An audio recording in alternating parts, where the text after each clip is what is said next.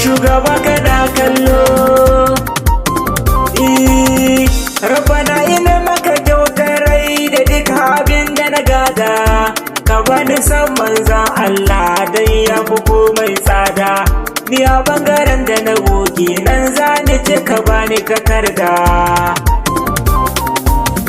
Ya ilahi rabbil arshi rabbus sama'i rabbil ardi, taimako nake so mun take mun da nufin yabo mai daɗi.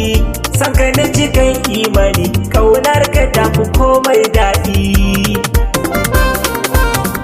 Ya ilahi karan salati gun shugaba habibun zaki, hamdala dubu ya Allah in ka yi sai ka bani sabati. Ka karfafa muni sauti da na faɗi a fara salati. Bayanin da bana kuka Allah ka ƙara bani muhibba, inda bani kai ta daɗa mun har ya zama gare ni musiba. Tunda ina da kare himma na yunkura ta yabi na iba. Na Allah waɗansu na ganin girma mu da mun yabe kamar zan Allah, waɗansu na ta kushe su fara mu da mun yabe kamar zan Allah, waɗansu na ta jin haushin mu, waɗansu na ganin mu da illa, waɗansu na ta son su kashe mu da mun yabe kamar zan Allah, waɗansu ba su son su yi munce ai ba kamar zan Allah. Duk wanda baya so mu yabe ka tsantsar mu na buki ne walla, sai da bakin ciki ya kashe shi sai mun yabo ga manzan Allah. Shugaba ne maka alkawarin ne a san ka zan kara rayuwa, bangaren jikina da damuwa mai gida ka dan kara garkuwa. Kun ka ne kawai zan ta hidima matukar jikina da rayuwa.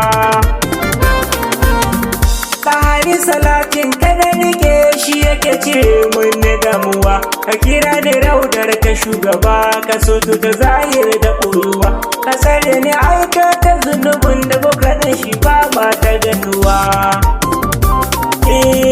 A haka ka koyar da tausayi a cuce mu ka shiga damuwa, ka rasulu ɗan bani hikima da faɗi ka ko iske ruwa, sai wadata inda daga kai ne daga rabu zan samu karkuwa.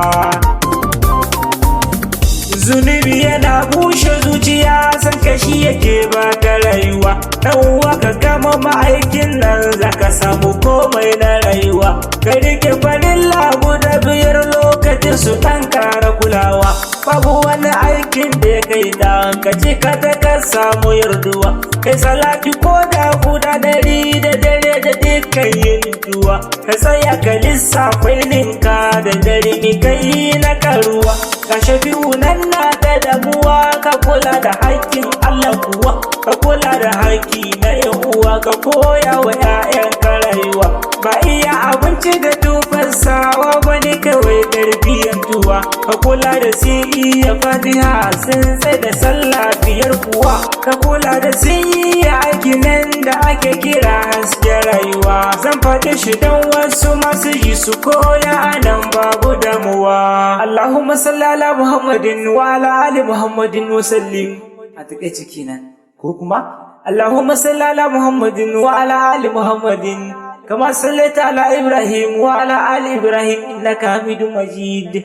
Allahumma barik ala Muhammadin wa ala ali Muhammadin kama barik ala Ibrahim wa ala ali Ibrahim innaka Hamidum Majid. Sallallahu alaihi wasallam. Kar ku ɗauki zancen da muke yi kamar kishi idan aka sha ruwa, ku ɗauke shi tamkar jinin jiki idan babu shi babu rayuwa. Da Allah ku rike ma'aikin nan wakili a komai na rayuwa. Wanda ya iya shi ya huta, na sama yana ƙara hawa, zaka samu yarda daga Allah da shafi'u kuma ga kusantuwa. Shugaban dukan yayan Adam ne kuma mafi tausayin uwa. Mun shigo cikin wani yanayi yanayi tarbiyyar mu ta zama tutuwa. Uwa da uba sun haifa ne amma kula da shi na wahaltuwa. Ya Rasulu kai mun na agaji ƙasa saka ya zama garkuwa. Shugaba kana kallo al'ummar kana cikin hali, duk da na sani daga muni amma a cewar rabbani na baje kasan sunan ka da Muhammadu Hadi. Shugaba kana da sanin Madina ce mafarki na, ka kira ni manzan Allah ko da ina cikin kwana. Ni kawai na gani a raudar ka share kukana. Karko da zoton na manta ne ba za ni manta ba, kun je na zubo surutu bayan kira su mama ba.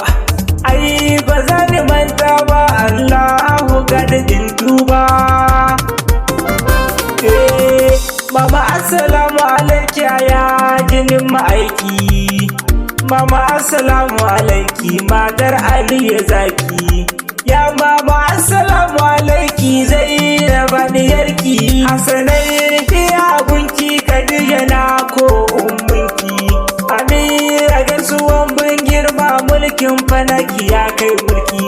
Alkausara gidan hutuki aljanna arzikin abanki. Shehi ne yake miki baiki ya mama a kara muhibba. A ɗan tsare mu da umma ƙara lafiya gun abba. A babu na gaishe ku Allahu ya ƙara muhibba.